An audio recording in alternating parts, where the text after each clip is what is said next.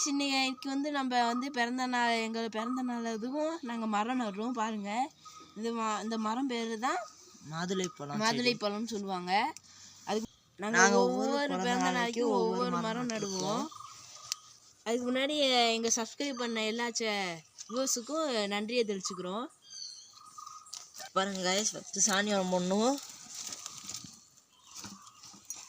பாருங்க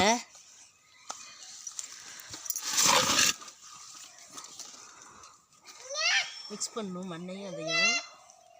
பாருங்க இப்படிதான். பாருங்க செடி பாருங்க, நாங்கள் தண்ணி ஊற்றி விட்டுருக்கோம். ஏன்னா சாணி ஊர் வந்து சூடாக இருக்கும்.